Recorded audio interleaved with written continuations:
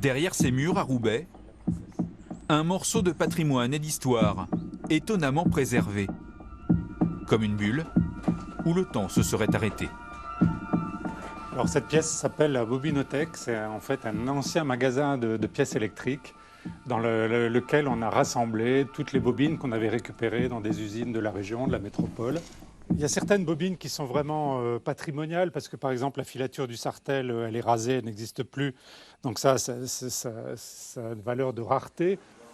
L'association culturelle Le Non-Lieu est aujourd'hui la gardienne des vestiges de l'ancienne usine textile Cavrois-Mailleux, fermée il y a plus de 20 ans.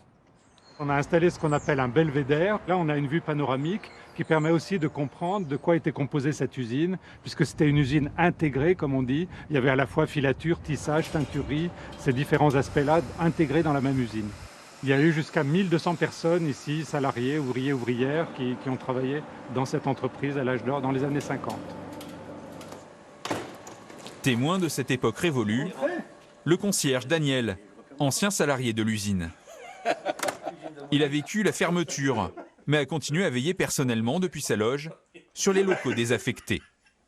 Il y a eu quelques chapardages, c'est les gens qui viennent pour acheter le matériel, et puis finalement ils disent, oh, bon, je vais voir, je vais réfléchir, mais ils partent avec quand même, tu vois. Et on a volé une enclume là, à la forge. Pour la liquidation. Très rechercher les enclumes. Mais c'était important qu'à ce moment-là, il y ait une présence physique, et donc la vous étiez les seuls. Autrement, ce serait devenu une friche avec tout cassé, tout volé. Grâce à la vigilance de Daniel, les ateliers sont restés dans leur jus.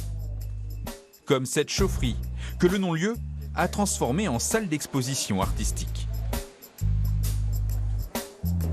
On a pensé que ça ne dérogeait pas trop à la conservation des traces et que ça donnait une nouvelle fonctionnalité à ces cuves. Désormais, l'art et la mémoire se conjuguent dans chaque recoin.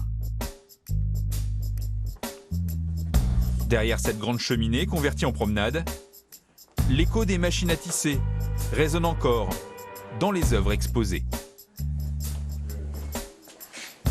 C'est le travail d'une artiste qui s'appelle Christelle Motte, qui a travaillé elle-même dans le textile, dans l'industrie textile, et qui décline un peu la thématique ici de la chaîne et de la trame par ses travaux qui sont à l'encre. Des artistes ont même installé leur atelier dans ces vieux locaux, comme Swan, passionné de patrimoine industriel. C'est pas la vallée de la Loire ici, mais on a nos châteaux de l'industrie qui ont une empreinte paysagère remarquable, forte, et qu'on devrait vraiment avoir à cœur de protéger. Autre résident du non-lieu, Andreas. Tu peux adoucir cette partie-là, mais après c'est sous le vélo, donc ça se voit pas. Cet artisan allemand fabrique des vélos sur mesure. Ça fait plaisir de travailler dans une usine qui est encore dans son jus. On trouve plein d'inspirations aussi, plein de pièces qu'on peut utiliser pour fabriquer des outils. Parce qu'on passe pas mal de temps aussi en fabrication des outils pour fabriquer des vélos. Un voisin du quartier, M. Denis, lui a même fourni des machines-outils. Cet ancien entrepreneur dans le bâtiment a été un témoin du déclin industriel de Roubaix. Sur 3 générations, on a vu disparaître les choses. Mon père a construit, moi j'ai modernisé et j'ai un fils qui a travaillé à la reconversion. Ce week-end, la petite communauté du non-lieu ouvrira les portes de l'usine aux visiteurs. Un voyage dans le temps, entre passé, présent et futur.